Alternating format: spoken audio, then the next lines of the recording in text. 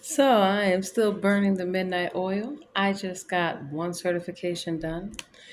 Um, there are many certifications that I have to take, right? So I've already done the volunteer standards of conduct to be a volunteer tax preparer.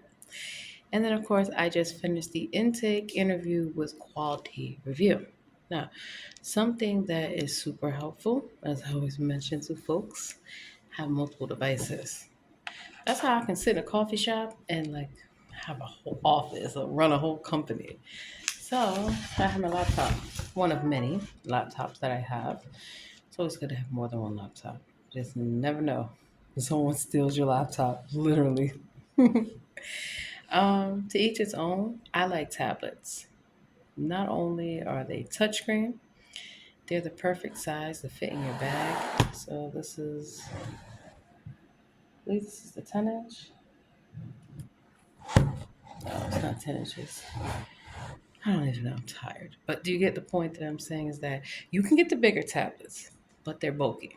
So when I need to get things done and I am on the computer taking my exam, I'm able to read or watch the video or whatever the case may be without slowing down what I'm doing. I mean, obviously, I could open up, you can split the screen, a whole number of things, but I'm used to working in intelligence sectors to where I would have multiple screens, multiple, the whole nine. I still recommend having a desktop in your home. It's also good for, serving as a server, literally for all your devices and things like that. And then I like the Amazon tablet because the PDFs are just easier to read. So for most of my classes, it's a lot of reading, it's a lot of PDFs. I don't want to carry around a whole bunch of books and paper. And I remember when ebooks before they came, I used to say it'd be so much easier, looking at the computer. If you could just touch the screen and change things. And I'm just glad to see how technology has, gone. So, let's see what else do I have to do. So I'm not going to be sitting here for 4 hours tonight doing the basic, but I'm going to get started on it. And then tomorrow I'm going to break that down. And it's for volunteers with 0 to 1 years experience. I'm also going to do the advanced. Recommended for, but not limited to, volunteers with 2 or more years experience. So it already tells me what I need to do. And a lot of times there's study guides. And if it's open book, super easy. So it's open book. I have multiple things I can do to keep me focused on the goal. And let's see. I wrote down the practice labs, things of that nature, so you can practice. And then, of course, too, when you are like when I'm preparing the taxes, I want to have the resources right at my hand. And I'm already going to be on my laptop doing the work. Well, they have laptops. I don't even pick mine up because I'm not using my personal laptop. I highly recommend that you don't. And in fact, if I wanted to get hired, actually, let me look into this. I would just need to get the business insurance. And that's also why volunteering or looking for certifications that you can get can help you with your business plan. And also having insurance. And knowing what type of insurance you're going to need will make you stand out. So, my goal is not often to reinvent the wheel, but to replicate something that works in multiple jurisdictions. And being able to be a tax preparer is something that I be able to help people. Now I'm thinking ahead, right? Small steps. So I'll first do the basic, then I'll move on to the advanced. They have the military, which requires advanced certification. I'll look at that next year. So I have to think strategically. Can't get everything done in the same sitting. So what are things that once I practice and have experience doing the basic and advanced, next year I'll be able to do the military. There's also international. So there's a number of things that you can do, and looking at the time usually doesn't take me 4 hours for an exam, even if they say, but being prepared. And When it's open book, it's less pressure. Get your highlighter, or online if you're able to highlight the important parts. Now, I'll tell you something that works for me. Just when it comes to business and law, when I know it's going to be an exam to where you have to know the terms, look at your syllabus and look at what the assignment is and what the chapters are. So not only can you bookmark and read ahead, you can highlight and take notes as you go along. So if you're a fast typer or note writer, you may think it's going to take too much longer, but a good way to retain something, and this is what I do a lot of times. I get accused of talking to myself. No, I'm speaking things into existence. Yeah, try it sometimes. It actually works. The benefits of knowing actual magic. I know that as above, so below. So what you see in the spirit world and in the physical world, they are connected. You can bring about change in the spirit realm, in the physical, and vice versa. So a lot of times to walk myself through something, I'll speak out loud. I'll be like, okay, I need to do this, I need to do that. I don't answer myself. And the thing about it is that some people are like, oh my God, you're talking to yourself. I'm like, oh my God, why are you worrying about it? I'm not talking to you. But it helps me memorize something. So, for example, I know that there are three different publications I have to take. One is a 4012, and I know that because I wrote it down. And then the other two, 6744. For me to remember those, take good notes. And I go chapter by chapter, those key terms. And sometimes the online classes, you don't even have to take notes anymore. You can download the transcript. And even with ebooks, you don't have to worry about having a lot of books and things like that. You can download the PDFs and you can save them and kind of have your own reference library. That's why I know a lot about a lot of different things because I still keep my notes, I keep my books, I keep everything.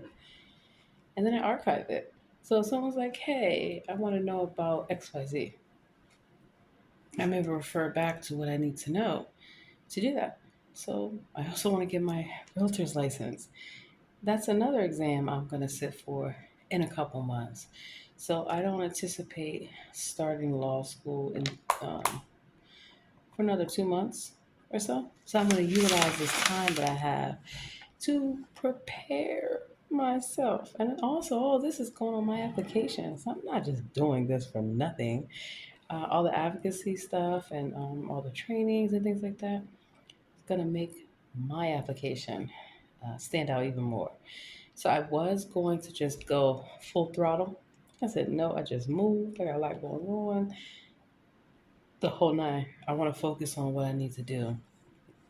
So that way, when I start classes, I'm prepared. And I like to be prepared by doing the groundwork early. So a lot of this is also helping with my studying for the LSAT. So in order to prepare myself for this big test, I'm taking a lot of small tests to get me back in the game, to focus, um, but also to prepare myself because law school requires a lot of reading, requires a lot of writing, requires a lot of everything, a lot of money too.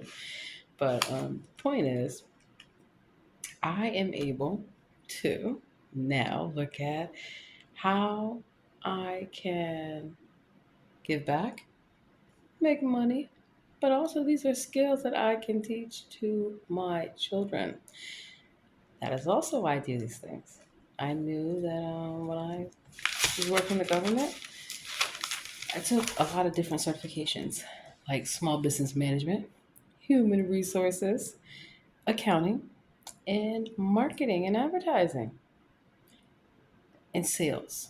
I looked at the core components of a company and being cross trained in these things. Oh, and human resources as well. Every company has human resources. Every company has an accounting department or someone that manages the books, pays the invoices, the whole nine. And then, of course, technology. Technology, no matter what field you work in, what your specialty is, having advanced technology skills is a game changer. It used to be you have to have a degree, which I didn't always agree with, but I got the need for obviously having standards and making sure that you know what you're doing. And so before I prepare somebody's taxes for them, I want to make sure that I'm doing everything to cover myself as well as to help maximize everything that they are supposed to get. So, just reading through the specialty courses. I'm gonna have to find out. But for right, oh, okay. So federal tax law update test for circular 230 professionals. So that's definitely the next thing we have to do. And knowing how many, what do you need the proficiency? If I can take something more than once, I will to improve my score to see what I did wrong. And that's also something with the LSAT. You can take it more than once, and then I believe they average out your scores. I like to pass things on the first go round. So when I did a boot camp, cybersecurity boot camp that I didn't get selected for, wasn't the end of the world. I appreciated being able to have access to the platform and being able to learn because it started getting my mind thinking about science and math, fractions, decimals, the whole nine. And I went online and I still have a lot of different, well, a lot of different, I guess, platforms, you should say. One thing I'll tell you something also that you can make good money at when you don't want to work for a specific person or company. You kind of want to be a contractor, but you kind of want benefits and a little bit more security, so to speak. You can sign up with different staffing companies. Plus, also, I did a lot of assignments, short term. It's a win win in the sense of if you have advanced skills, whether you're a bookkeeper, you're an accountant, you're a paralegal, a number of things, you're always going to be in high demand. And even for medical transcription, court transcribing, court reporting services, a number of things, right? And so having advanced written skills, not just having the gift of articulation, which I clearly have, but being able to write well and do research and know how to work different platforms and have your technology skills, you will be more likely to be hired than someone even if they have an MBA. Why?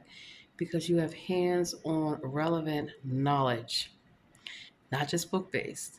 While you can find a lot of things in a book, and you should know how to find those books, take advantage of technology, knowing that I don't have to go in person to do a lot of things with the courts, with the government, with whatever, and even volunteering. I'm able to volunteer remotely. So all of this is going somewhere. And you don't have to explain yourself to people. The funniest thing is to be working where I'm serving someone or assisting them. And they could claim they know so much about my life and want to, why aren't you doing this? Why aren't you doing that? How do you know what I'm doing? You don't. And, people would ask me, why are you working in a coffee shop or a cafe? Because I'm getting ready to go to law school. And this is not rocket science for me. I get paid for my personality, being nice to people, you know, and to each his own. But for me, it works. So I encourage people, no matter what you do in this world, to be your best at it and to stay focused on your goal. I was talking with my Uber driver last night. They came to pick me up. And one of the things I'd like to do is make people's job easier, especially when they are helping me doing something. So I always let them know. And I would highly recommend, especially in a dark area, use the flashlight feature on your phone. So that way your driver can find you, but you can also find them, especially when it's dark. You don't want to get into the wrong car, which has happened to me. Uh, well, it was funny because it was the exact same car. It was so weird. But even the driver thought I was the passenger. and vice versa. So, I was saying, telling them, depending on what you do in this world determines your freedom. So if I had a car and felt like dealing with people, I'm pretty sure I would make a killing off Uber and Lyft because I know a lot of people that have. Now there are some drawbacks to it. I get it. But you look at the concept. You're able to make money when you feel like it on your terms. So I always give them good tips. Pay attention, go online and look at events. Look at not just your typical hotel or airport people, which they make a good amount of money at the airport, but also look at if there's events in town, which there always are, in convention centers and hotels. Where do you want to be stationed at? You may not want to work where you get a lot of drunk people. I'm just saying. You don't have to. You can look at the fact that there are people that when they live further out, like I have, and you need to work and you got to get to the airport or you have to get to DC or you have to get to Virginia or get to Annapolis, whatever the case may be. Yeah, business centers, business hotels, incubators, the whole nine, you know. So these are just ways that we can spread knowledge throughout the world. Each one teach one. And a lot of the information I get is for free. For free. So I appreciate people that were willing to tell me the right info because believe me, people will tell you the wrong information on purpose. I fact check everything just to make sure, as you should. And it also helps to surround yourself around people you can trust, real business people, and they don't have to have a degree. They can have a certificate. Don't assume anything about anyone. They can have a certification or the inside track to something that can change your life, change your trajectory, everything about what it is that you want to do. So I have some work to do. I'm gonna get back to my movie, get some more work done, relax, and know that I have time. Sometimes we feel rushed, but I write out, oh, what I would accomplish. So that's one thing. So I don't feel comfortable with stopping. But because I'm doing multiple things, that's my stopping point for tonight. So I have my little list. Check, check. And then two, try changing your environment. Do not stay stuck in a chair all day long. I used to. It's terrible. And not only will you gain weight, but you can get carpal tunnel, blood clots, spider veins, all kind of stuff. So just like how I'm massaging my legs now, take the time to have like a back massage, a roller, doing this, stretching, yoga, the whole nine. Real yoga, that is, not when you're conjuring up demons, because I know they don't tell you that. But even calisthenics, it's important in the morning before you get on the internet or get your day started. That you feel refreshed, you feel rejuvenated. So stretching, it used to be in the morning. I remember a long time ago in school, you would start your day off kind of like with PT, physical exercise, which is really good. It really is. Getting up a little bit earlier, getting your workout in. And so then by later on, 10, 11 o'clock, you feel great. So sometimes I work out at night. Sometimes I like to do it in the morning. So even when I would be on my feet, 8, 10 hours, I was still at the gym. Yep. And if I did it before my shift, I felt way better. Like I had all the energy to get myself through. I'm trying to think of any tips I can give. And the great thing that I like is that while, yes, a lot of this is going to translate into business and money, it doesn't start out that way all the time, you know. And if you want people to give you money and to invest in your company, your dreams, it's good to have an idea. It's good to have a plan. And it's also good to be able to showcase this. So Say I want to go to an angel investor to say, hey, you know, I want you to give me like $5,000, so that way I can use this money for advocacy. Why would they give me $5,000? Well, I spent my own time and talent becoming certified, becoming knowledgeable. Even if I don't have to spend any money, you don't have to always spend money to make money, And here's where that money will be going. And here's why it will be beneficial for you to invest in what I am doing. And then a lot of times when I do get an investor, because I do get investors, not sponsors, not somebody's sugar daddy or baby daddy or anything like that. No, I I invest in startups and different things of that nature. So you then crowdfunding and a number of different platforms. You then have a network of people. So if someone comes to me and says, we just need $500 to get XYZ off the ground, and I have it, and I know them and trust them, and I can see a plan of action and where the money's going and how it's going to be allocated, all for it.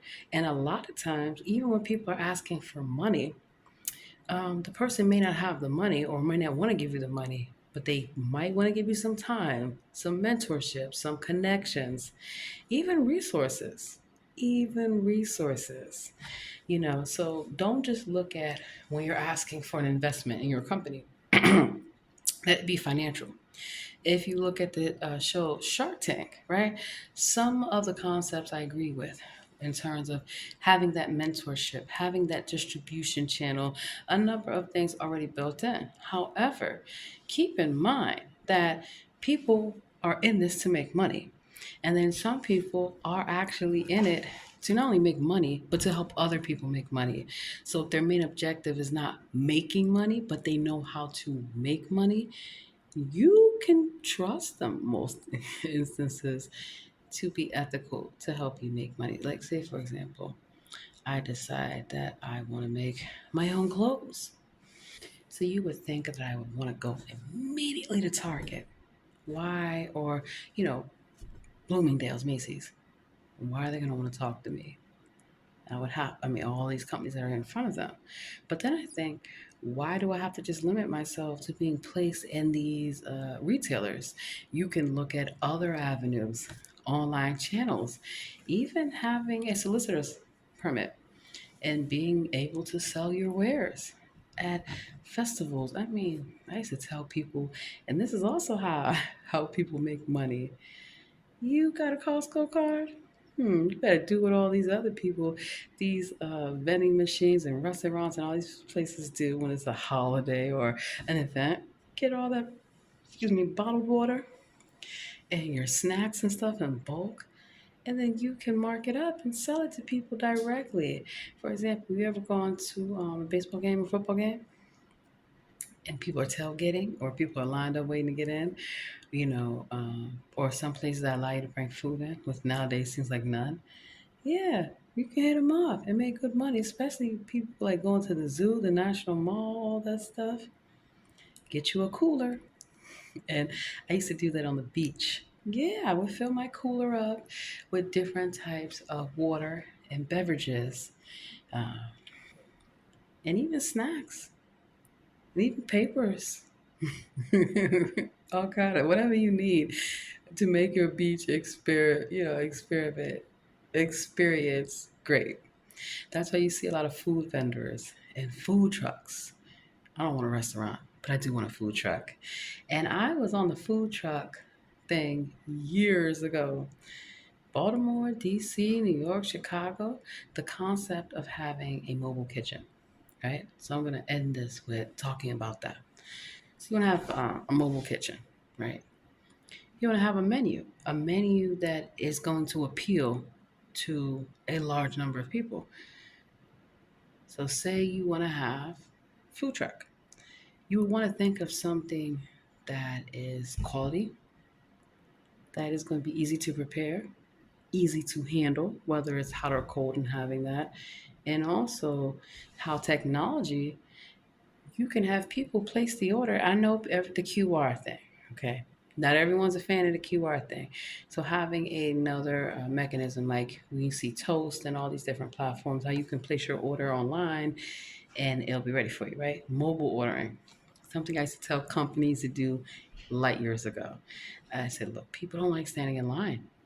They'll walk away, even with dispensaries, because I used to work in dispensaries. hmm I said, you know, rather than have all these people crowded in the queue, crowding your lobby, not just placing the order online, but having a faster way to process them. Meaning, if you walk in a dispensary and you already have a pickup order, you shouldn't have to go through the whole process of waiting like everyone else who's just waiting to go in. You know, it should be a separate line for you to go in or even a window. And the thing is, you want to get people's money, just like stores. Yeah, I used to tell restaurants and stuff, you want to increase your earnings, you want to increase your sales per hour, having different specials and having online access to this to where people are pre-ordering. Now obviously you got to make sure that you have inventory correct, because that is where I see a lot of issues with Instacart and different, even DoorDash, Uber Eats and stuff like that, to where your livelihood is dependent upon if the restaurant handled it correctly, if the store handled it correctly, and then getting it to the person, the consumer, the purchaser. I like to say purchaser instead of consumer, even though we are looked at as consumers, just so you know. So that's a lot to have to, deal with. So making sure that you have a good relationship. So when I worked in different places, I made sure that the drivers, I had a good relationship with them in the sense of knowing the timing. Okay, you're going to come at XYZ, so this order needs to be prepared. Some things can be, whether it was food, whether it was clothing, whatever, some things can be prepared and set aside in advance, and some things can't. But also what you can do to ease them out the door. They'll remember that. Trust and believe they will remember that. And because they get reviewed, the company gets reviewed, everyone gets reviewed. And it's just also good because corporate, if it's good corporate, they check those reviews and they monitor them and they should follow up. Like when you see the response back from a review that's just automated, don't even waste your time. And then I've also been able to spot fake reviews, companies leaving their own reviews. Yes, I have even companies that want to hire me. I look at their track record. Oh no, every people talk about not getting paid, and then they have 10 reviews. So when you're looking at a review, look at their profile. How many reviews have they made? How, if it's a new account, or even, for example, you're on YouTube and you get some random hate in your comments, it's a bot. It's a random person. They made up a screen name just to talk shit because you probably banned their other screen name. I kid you not. You can look at for like on YouTube how many comments have they made? And a lot of times you'll find if they're on the same videos, making the same comments to everyone, or, trying to spread disinformation or to attack you for saying something that they don't agree with. Okay. Block, delete. I do not care. Sometimes, I mean, the clap back is real. But what I'm saying is that you have to look at, what's worth your time, what's not, simply put. And so this that I'm doing, this is worth my time. This is worth my energy because it's leading somewhere. You're on a journey in life and you're going to have obstacles and you are going to have roadblocks and you are going to have people on the way, who want to distract you and deter you from the end goal. So you have to keep focused. It's just like in sports, because I play sports, and even in comedy, someone wants to heckle you. They want to interrupt what you're doing because they can't do it, or they think they can do it better than you, or they want to throw you off your focus. Don't go for it. Do not go for it. Do not allow it. Do not accept it. And the best way is to reject it. You can't reject something if you don't know about it, right? See how you say, I don't receive that? I'm not receiving that. And that's what we look at with energy in life, receiving and accepting and rejecting. So there's a lot of times I can feel somebody's energy. It's terrible. It's all over the place, chaotic. And they in turn want to translate that on you. I recently learned because I did a course in stress management that stress is out of your pores, cortisone. Also, look up the substance called adrenochrome. It's real. It is a way that people get a reaction, get a high off creating a reaction in you, whether it's fear, whether it's anxiety, or whatever. They need that energy to boost them, literally, because they're low vibrational. And so that's why usually low vibrational people tend to attract low vibrational people or people that are of a higher vibration, such as myself, and I operate on a higher plane. We attend low vibrational people who want to pull us down. That's why they have that saying, they want to bring you down. Nope. That's why music, art, cooking, even cleaning and exercise, proper nutrition, taking care of your mind, your body, and your soul. Self care. That is the real self care. Not a lot of these little tutorials. I get it, but also the best self care. I did soak in the tub earlier.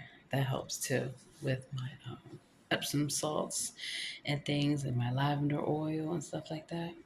But the best self care is taking care of yourself, your mind, your body, your soul. What you feed your mind, what you feed your body, and also what you feed your soul. A lot of the work that I have to do, it's very draining. In a sense of it is very intense. It is about subject matters that are very complex or sometimes hard for people to talk about, to deal with the whole night, and how not to take the work home with you, how not to keep that in your aura to where you always feel on edge. You know, I gotta give it to myself. For me to be going through all the fucking shit that I go through, you would think that I would be chaotic, that I would be just all over the place. Nope, there is a method to the madness because I'm not mad. I'm not mod. And sometimes people can't understand how you're able to get multiple things done. Well, you know, to each his own, but you have to learn what works best for you. I'll share this quickly that when I worked in restaurants, right, I could see the whole picture. I could see how every operation of that company, how they worked with each other, or in some cases, how they were working against each other and finding commonality and looking at people's strengths, their weaknesses, SWOT, opportunities, and threats. So if somebody, you know, is really good with the customers, you're going to want them in front facing positions, but not all the time. It gets very tiring. And also, you might need them in the back of the house or in another area. And the first thing the person will say, I haven't been trained in that, or that's not my job. So having people that are trained to do multiple operations comes in handy, but also helps people work well as a team. In the government or in the military, there's usually a person designated to do something. And that might be all that they do. Or they're the only one that can do it. And I used to say, what if the person's come in today? What if they're on vacation? I mean, a number of things you have to plan ahead. And then also fresh ideas. If you've been doing something for a long time, you can become jaded. You can become biased without even realizing it. And also, you can be your own worst critic. So having freshness, that's why in the military, I love joint assignments, rotationals. I got to get trained in a number of different areas. And I also got to work with many branches of government in that aspect. I have a feeling I'm going to be returning back to service very soon. And so whether I decide to go the government track, the military track, or even the law enforcement track, I have updated skills and credentials that allow, you know, this to be. And the last one I'll share, I like when I'm able to explain how I solved a case or how I solved a problem and the steps that I took, right?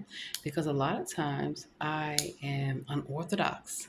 Well, I'm old school in terms of doing a research project, an investigation, or whatever the case may be. I read newspapers, I listen to the news. I get my information from a number of different sources, which I recommend. So even if you want to call yourself a Democrat, you should still watch Fox News and Fox Business. Even if you call yourself Republican, you should still watch CNN and a number of other things, MSNBC. You want to know a secret? They're all the same.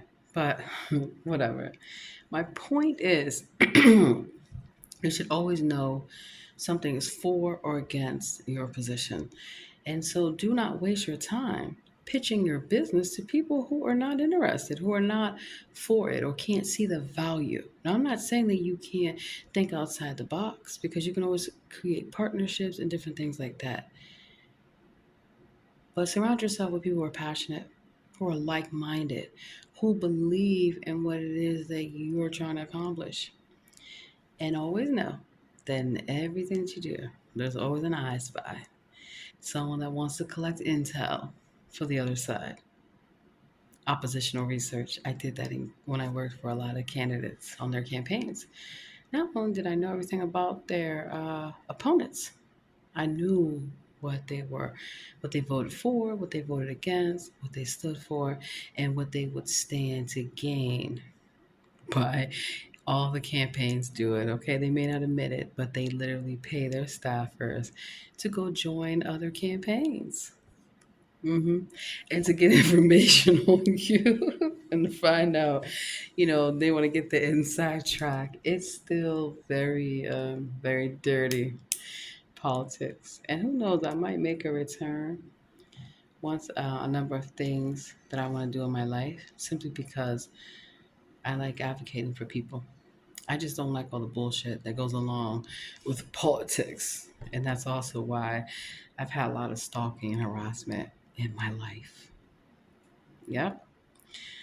And I just pray for protection for everyone to have a right to speak out and criticize the government, their elected leaders, their chief of police. These are most of the criminals that I investigate. And they love to mock me and think that they're getting away until I read the news report and you've been arrested. Did the FBI come get you? They got you. Did the marshals come get you? Did Homeland Security, all these entities come get you? Yeah. And so, obviously, knowing how the IRS works, and I'll tell you a quick story. I took them on. And I won. By the time, this was years ago, I was barely 19. But by the time I was done with the IRS, actually, I think I was 20. They were cutting me a check, tried to send me a notice I owed them $10,000. I said, no, I don't.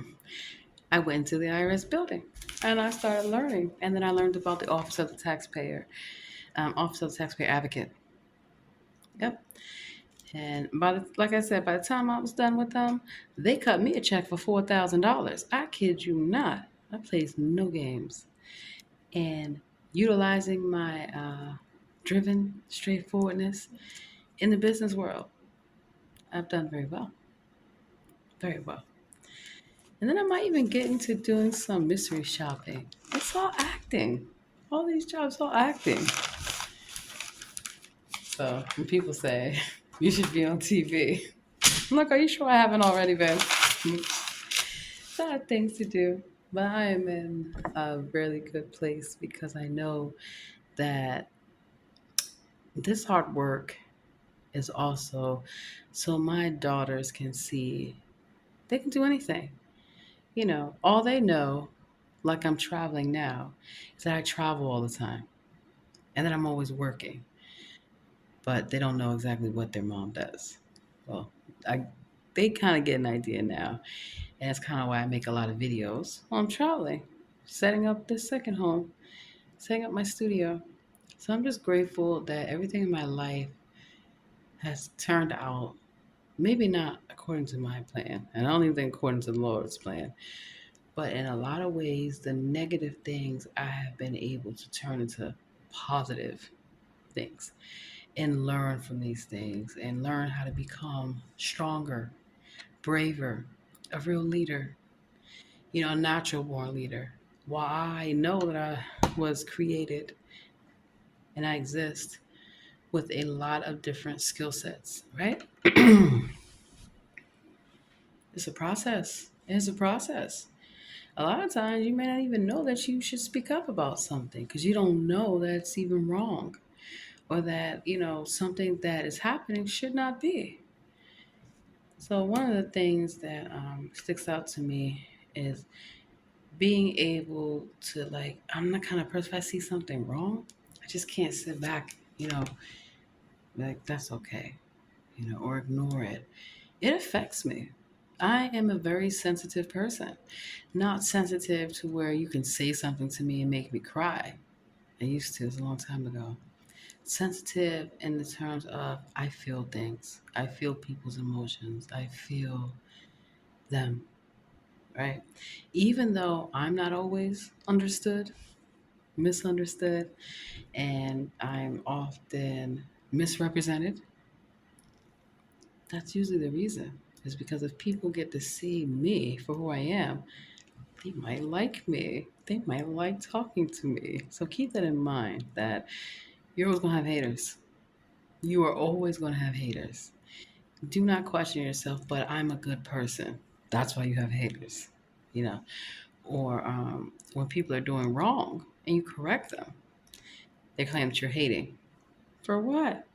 If you're giving somebody actual feedback, and I get that because a lot of times people that claim I am helping you, no, you're not. You're trying to criticize me. You're trying to put me down. You're trying to gaslight me. No. Know when people are coming from a good place and space and have good intentions. So there were sometimes I was not able to receive correction or advisement because of, I don't know, what has gone on in my life, what has gone on in my life before. And also some of the gaslighting and fraud and misrepresentation that people have done. It's kind of like I used to think that all white people are racist. Why wouldn't I think that? Look at history. And then I look at my own personal history. Yeah. But then, I started meeting people all across this country who will show you a book.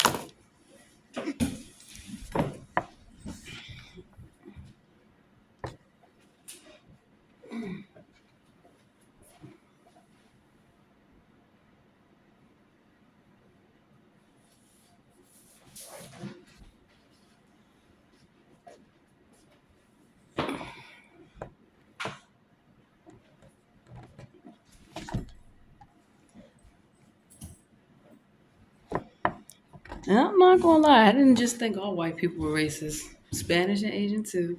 Because most of y'all are. And then most of you also don't know the truth. My own people can be racist. Yes. I said it. It needs to be said. Anyone can be racist. It means that you have a bias against someone based off their race. So, can another black person be racist to another black person? Yes. Can another white person, Spanish or Asian, be racist to a person of the same color? Yes. Yes. And I know this because I actually won EEOC case against another person of color. Yep. And that was not something that I wanted to do, but it needed to be done. And of course, at that time, a lot of people didn't understand until the same crap happened to them. Yeah, sometimes that what is it? Token syndrome is real. They want to be the only black person in the room and don't want you up in there. And they will try to embarrass you, degrade you, discredit you. Yeah, just so that way they can appear as the one. I'm not your diversity hire.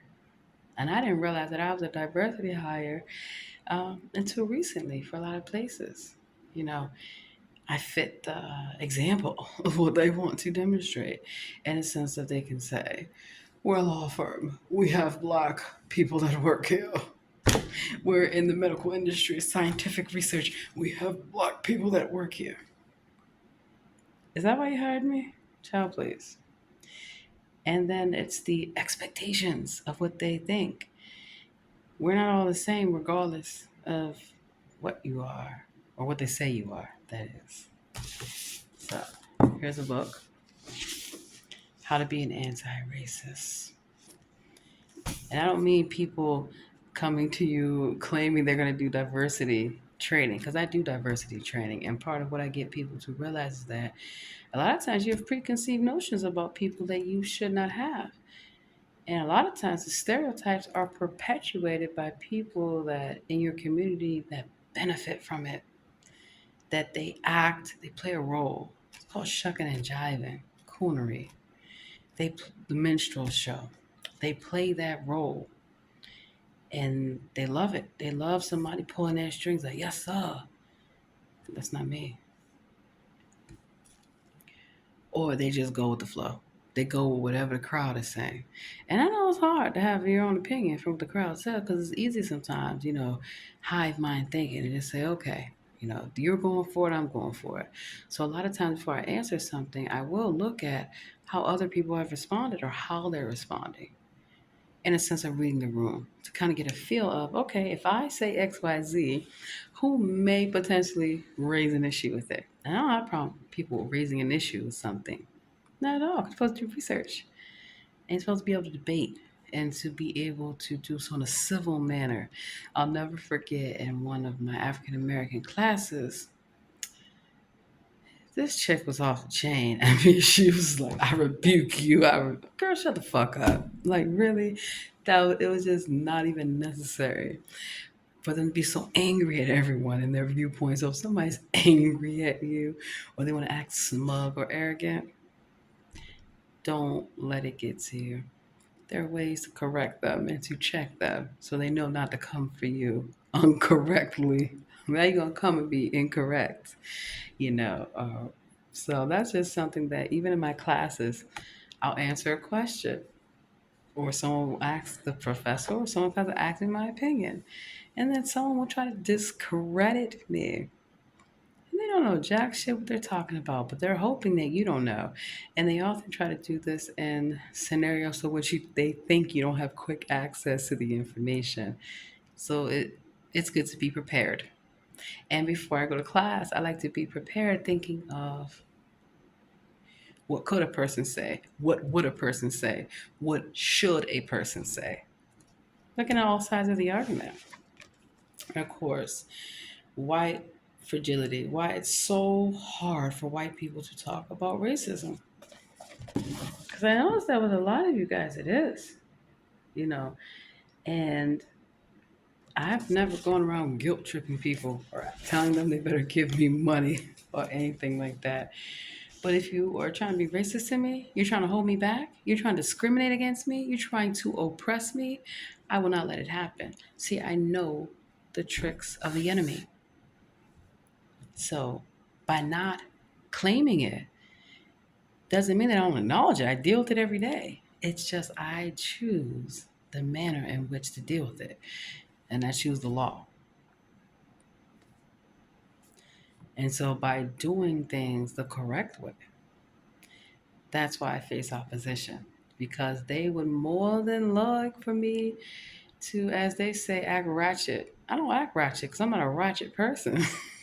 I don't act ghetto because I'm not a ghetto person.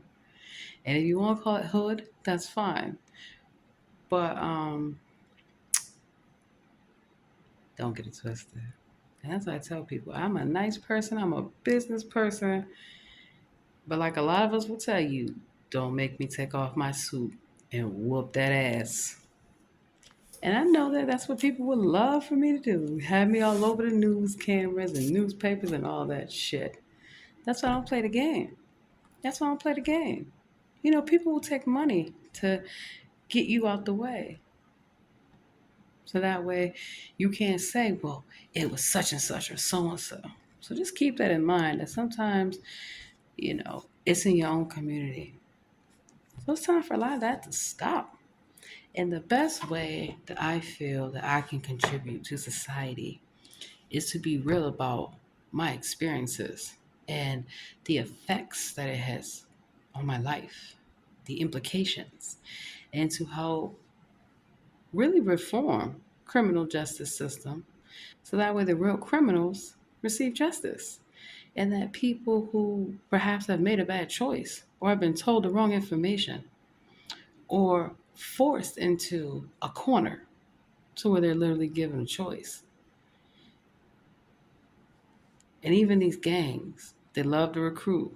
You can't force me to join no gang. All these gangs I've tried, I refuse. But that still goes on to this day. And it's not just gangs like what you see in the media or neighborhood gangs. It is actually, in a sense, organized crime, shakedowns, extortion. Yeah, I'm still researching about the five families of California and this exit tax and the unrealized gains. Because here's what I'm going to leave this on: the gangsters, organized corruption, organized crime, all these things, they just wear suits like they did before. They used to pay the politicians and put the pay politicians and police officers on the payroll. Now, they just got into jobs. Let that sink in. Yeah. So, it's okay to be smart. It's okay to be a kind person. I think we need to get back to that. I think in this society, we need to get back to embracing intellect and rewarding good behavior and investing in art and science and all these things for everyone, not just young people. I am, I guess, what you would consider middle of the road. I'm not young, I'm not old, but I have a connection to all people. And a lot of the older workers, they have talents and skills and knowledge. They can tell you some things that can really change your life. So, whatever career that you're in, remember that the people that have been working there for a long time, the ones that are not jaded, they have a lot of knowledge and they have a lot of things they can offer you. So don't be disrespectful. And if you don't want the advisement, somebody else can take it, right? And so that's what growing up as a person, it's when you realize, wow, this person was trying to give me some information to help me. And I didn't realize it at that time, or I didn't trust them at that time, or I didn't feel like hearing that at that time. I get it. I've been there. So I just like, I don't know. Nobody's perfect. Don't try to be. A lot of times, I always don't want to share about my relationship with the Lord. There's so many people who, well, don't you do this? Don't you do that? Nobody has to go along your rules. Have your own relationship with the Creator as you see fit, right? And that's why I don't go to a lot of churches anymore. You're not going to be yelling and screaming at me, trying to guilt trip somebody to give you some money. I was just reading up about Juanita Bynum. Yeah, a hot mess. And Pastor Mike Todd, and I mean, a lot of y'all just poverty pimping. And I have said this for so long, the poverty pimps in the church. But to each its own. My goal in all this is to educate you because I'm a lifelong scholar and a lifelong artist. So I'm an artist and a scholar, a lover and a fighter. I'm just utilizing my time to fight the good fight. It's not always easy, but the rewards are plentiful. And I believe I am due for a promotion and some back pay for the past 12, 13 years. It's coming. I have faith, you know. And that's also too when I win cases, like I recently won a case. I didn't even know the money had been sitting in my account for weeks. And here I am living so frugally because I know that it's coming. But it's like my inheritance. I know that that's coming too. But I don't wait or sit around or squander what I have. I have in the past let you when I mean squander, I don't mean just like squander it, but thinking, oh, this money's gonna last forever or I'm gonna live forever. So you buy this, you buy that. And you're like, damn, where'd my money go? That was a long time ago. I have learned from those because I'm not a young college student anymore or a young high school student, right? So these are the things that I was able to take advantage of learning then, which are still applicable now. So part of what education. Let me write this down. Part of what I want to do to bring back the school system, home ec, home economics, driver's ed, public service, not just the learning hours, but actual public service. Yep. Um, what else? Financial literacy. There are a lot of financial things. Rather than just standalone math, right? There should be classes. And there's also advanced placement, number of things. I get that. But young people should be more well rounded to deal with life. How to sew, how to cook, how to clean. Because they say, oh, it starts at home. But sometimes people don't have the best home environment. I know. And sometimes people don't even have a home. I know about that too. Because being in foster care system, being in the juvenile justice system, I was constantly in different placements. And I just never felt that any of those places were my home, just temporary, because that's all they were temporary. And I always told myself one day I'm going to have my own home. And yeah, I made sure and I worked hard. So even though it was not easy growing up without parents and without being around my real family, I made the best of it. I became my own cheerleader. Yeah, nobody's at my games, nobody's at my awards, nobody's at my plays or any of these things. But then I did have a lot of people who took the place of a mother and a father and a sister and a brother and an aunt and an uncle. I have a lot of family members who, even though they're not related to me, they're relatable to me and connected to me. And so I'm grateful for that, you know. Yeah, I used to get teased. You don't have any parents. Why isn't anyone here for you? Nobody's coming to get you. Why are you always, with all these different looking people that are not your family? And I have to explain they are my family, you know. So I've had the benefit of having lots of different families and lots of mentors and lots of experiences. And that is why I try to treat all people the same until they show me otherwise. But like that saying goes, the only white man that I trust is the one that allows me to cross the street for 10 seconds. That's it. And even then, he's watching you. you know, um, I'm just glad that my experiences helped me not to have biases against people because you start out not having biases against people, as I did, as all of us do, depending on your environment. So, being raised in a lot of multicultural, very diverse places, I like that because that's how the world is. So, I didn't turn my back on anyone. I don't look down on anyone. It's just I don't come from where you are telling me that I come from. And I don't subscribe to what you are telling me are my options in life in terms of education, employment, my goals. So I don't have a started from the bottom story because I always knew I was destined for greatness. And that's how I've always lived my life. I take care of my stuff because it's mine and I want it to last. And I know presentation is everything. And I take care of my mind. my body and my soul because I want them to last. Body, as you get older, will break down, but the mind is a terrible thing to waste. You should watch that movie, A Beautiful Mind. I think you'll get where I'm going with this. Have a blessed night.